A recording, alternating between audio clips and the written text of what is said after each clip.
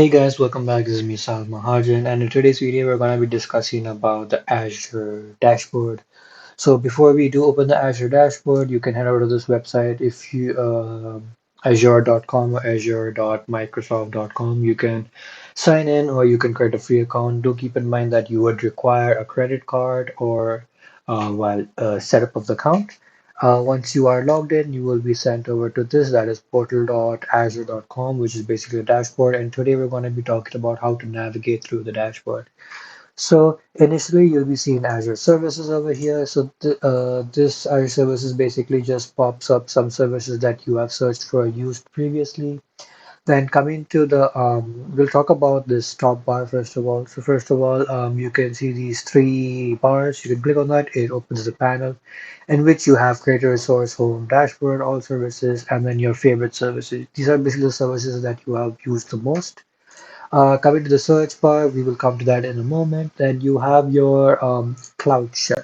So your Cloud Shell is basically just like any other CMD or a local command prompt or PowerShell where you can interact and create resources using the command line. Then we do have our directories and subscription. This takes you to our directories and subscription, telling you what all directories you have and what all subscriptions you have. This is your notification bar, so any notifications that you have will appear over here. You have your settings page, which again takes you right to here, and then you have your help. So this is supported troubleshooting, so you have various things where you can even ask the community, you can explore the Azure documentations, FAQs, or if you need help or support, you can create a ticket. And then finally, we have is the feedback. If you would like to provide Azure with any feedback, you can do the same. And then finally, this is your account where you can view your account, switch directory, or change your account details. Coming to the top search bar, this is for searching for resources, services, and docs. So just for example, I wanted to create a Windows 10 virtual machine, so I can just type in Windows 10 and accordingly, we can get a lot of services that we have that, virtual machines or IoT or 365 whatsoever, marketplace, and then documentation, assuming that you require some help. Moving on, these are your Azure services. As I said before, you can view all your well, services here. You can click on all services. So if I do click on all services, we will be prompted up with this page that says all services, and you can see your categories or other than that domains that I've specified. You can go through like if I want a virtual machine, I can go to compute, I can choose virtual machine and move forward.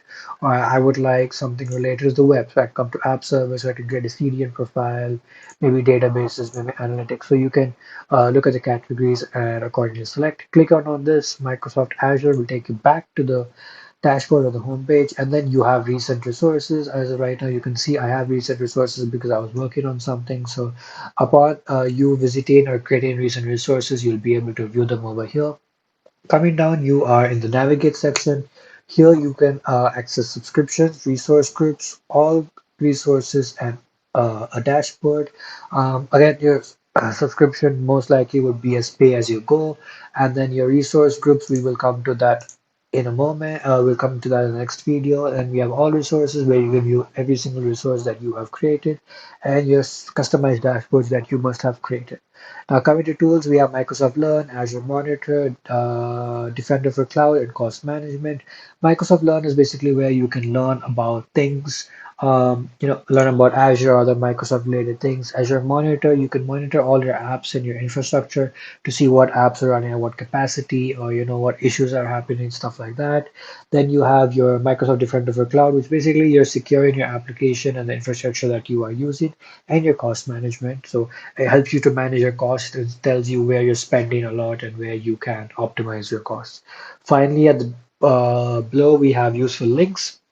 These are basically documentation, migration tools, updates, um, Azure services. You want to find an Azure expert, so you can do that too. And on the on the right hand side, we have the Azure mobile app where you can download the Azure mobile app that is available on iOS and Android. So this is mostly your portal.azure.com, the first initial dashboard that does open up when you log in.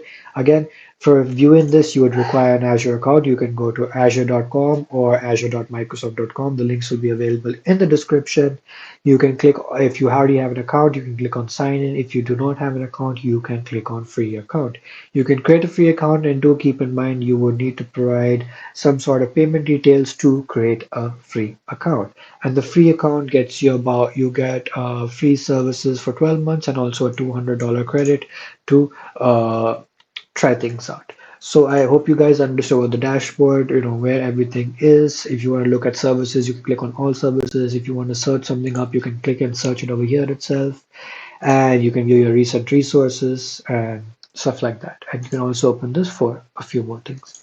So hope you guys liked the video. If you did, please do make sure to like and subscribe, and do comment down other content that you would like me to upload. Thank you. Take care. Bye bye.